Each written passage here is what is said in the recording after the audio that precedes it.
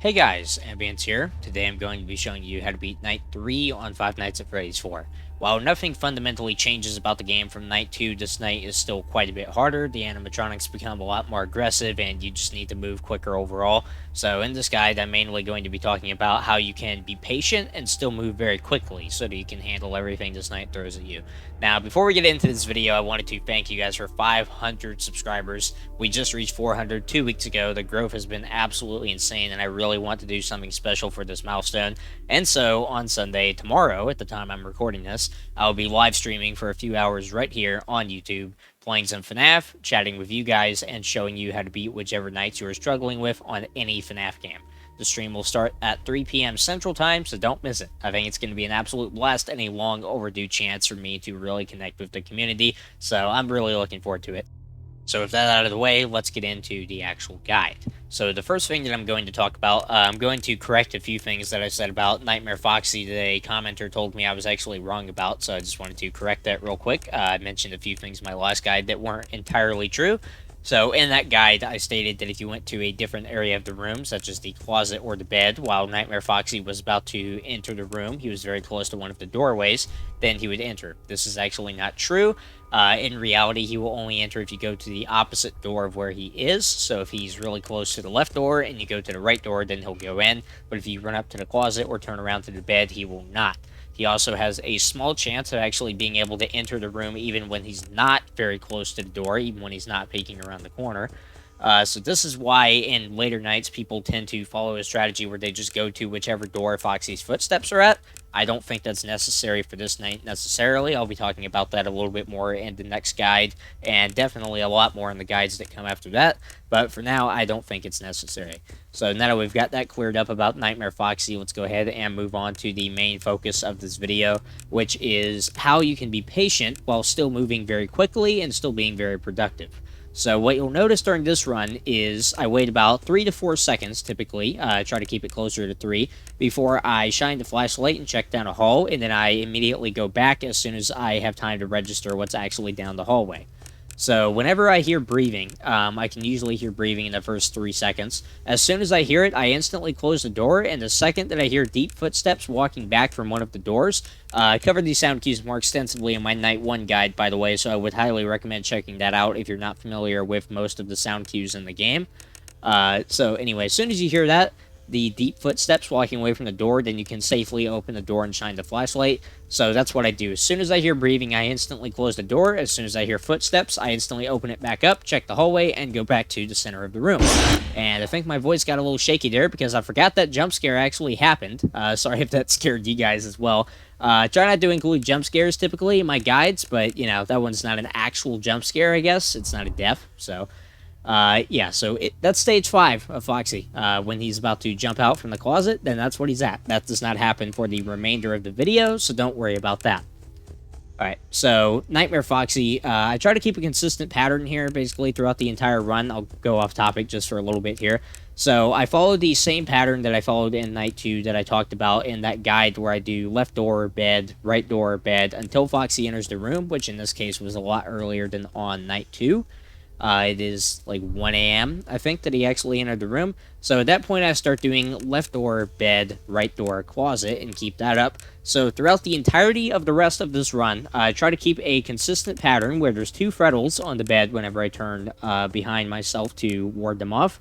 So Nightmare Foxy is always at stage 4 when he's looking out of the closet. So whenever I go to the closet, I expect Foxy to be at stage 4, where he's staring out of the closet but not actually popping out and snapping at you.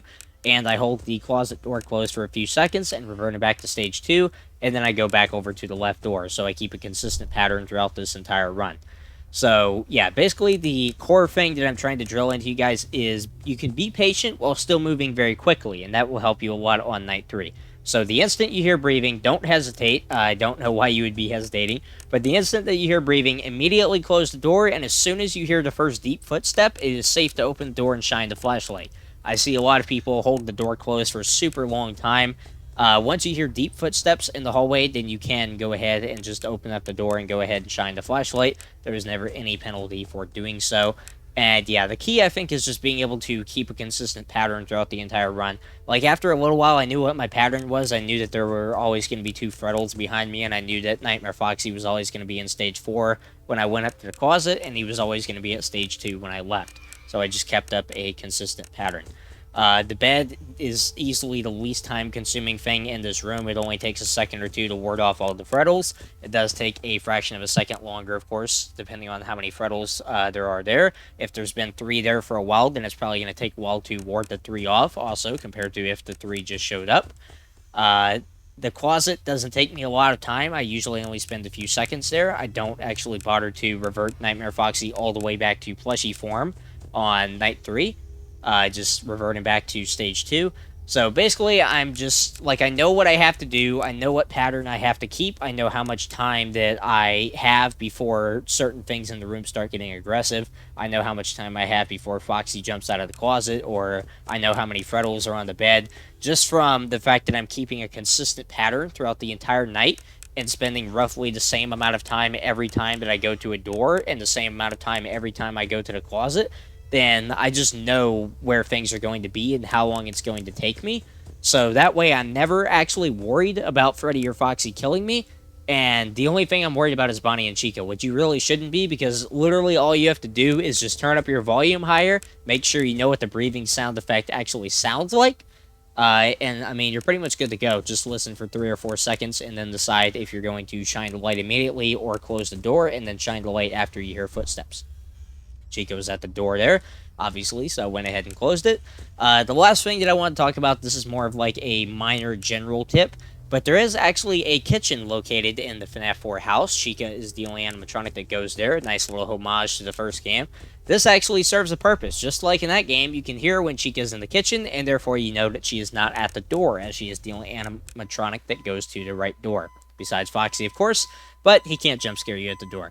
So I'm going to go ahead and play the sound cue of Chica banging around in the kitchen real quick so you guys know what it sounds like.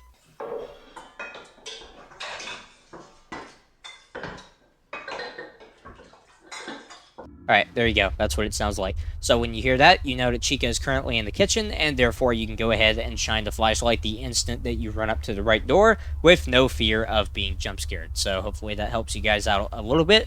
I heard that sound cue several times during the actual run, so if you ever saw me shine the light at the right door a lot quicker than I normally would, then that would be why. So basically, to recap, just try to get a consistent pattern so that you know how many Freddles are going to be on the bed, and you know what stage Foxy's at when you get to the closet and what stage he's going to be at when you leave. Just move quickly throughout the room. Make sure that you always have your mouse at the corner of the screen. Make sure that you keep a consistent pattern so you know where you have to go next. Like if I just got back from the left door, then I know, okay, I have to turn around and look at the bed. If I just got back from the right door, I know, okay, I have to go to the closet. So you want to keep a consistent pattern and never break from it throughout the entire game. So I like to do left door, bed, right door, closet. You might like to do right door, bed, left door, closet. It's completely up to you. Both of those patterns work. I just stick with what I prefer. So as long as you're doing some variant of that pattern, it should be spaced out like door, non-door, better closet, door, non-door. So you can do whatever combination you want there. You can do right door first, then closet, then left door, then bed. You can do left door, then closet, right door, then bed. There's any number of combinations you can do, so just figure out what works for you and stick with that throughout the entirety of the game. Don't switch. So anyway, with that being said, don't forget about the live stream. Remember, 3 p.m. Central Time on Sunday. So anyway, with that being said, I hope to see you guys at the live stream. Thank you so much for watching this guide. I hope it helped you, and I'll see you in the next one.